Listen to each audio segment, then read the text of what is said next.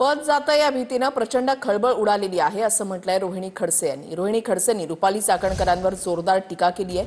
विरोधात पोस्ट केल्यानं कार्यकर्त्यांना धमकावण्याच्या सुपाऱ्या आहेत। महिलांना काय विरोध करण्याची मुभा राहिली नाही का असा सवाल खडसेंनी केलाय। काय सांगाल, पुन्हा एकदा महिलांना धमकवण्याचा प्रकार समोर आलेला आहे या संदर्भात? आज सकाळी मी एक ट्विट केलेलं आहे ज्यामध्ये रुपाली चाकणकरांच्या महिला पदाधिकारी ह्या एका महिलेला धमकावतानाचा तो ऑडिओ क्लिप आहे। खरं तर आता आज सगळा जर तुम्ही बघितलं असेल तर आता रुपाली चाकणकरांचं पद जाणार आहे।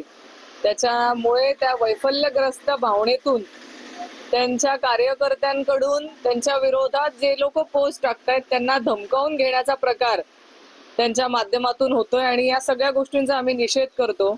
खरं महिला आयोगाच्या ऐवजी धमकी आयोग आता ह्या नाव ठेवायला हवं, कारण महिलांना न्याय देण्याऐवजी ज्या महिलांसाठी हा महिला आयोग स्थापन झालेला आहे त्याच महाराष्ट्रातल्या माता भगिनींना धमकावण्याचा प्रकार या ऑडिओ क्लिप मधून आपल्याला बघायला मिळतो आहे आणि हे अतिशय निंदनीय आहे आणि वैफल्यग्रस्त भावनेतून हे सगळे प्रकार चालू आहेत। तुम्ही कालही बघितलं असेल तर वैष्णवीच्या समर्थनार्थ मोर्चा काढला नाही यांच्या पदाधिकाऱ्यांनी, पण महिला आयोग आणि रुपाली चाकणकरांच्या समर्थनार्थ यांनी मोर्चा काढला।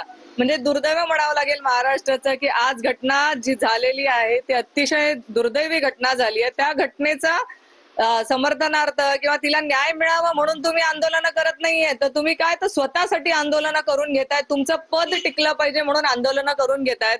खरंच पदाची लालचपणा किती असावा एखाद्या व्यक्तीमध्ये तो यांच्या या सगळ्या वागणुकीतून दिसतो आहे। हे पद संविधानिक पद आहे, याच्यातून महिलांना न्याय मिळाला पाहिजे, नाहीतर तुमच्या ज्या वर्तणुकीतून महिलांना धमकावण्याचा जो प्रकार होतोय ना हा अतिशय निंदनीय आहे। रवी गोरे, TVN मराठी, मुक्ताईनगर, जळगाव।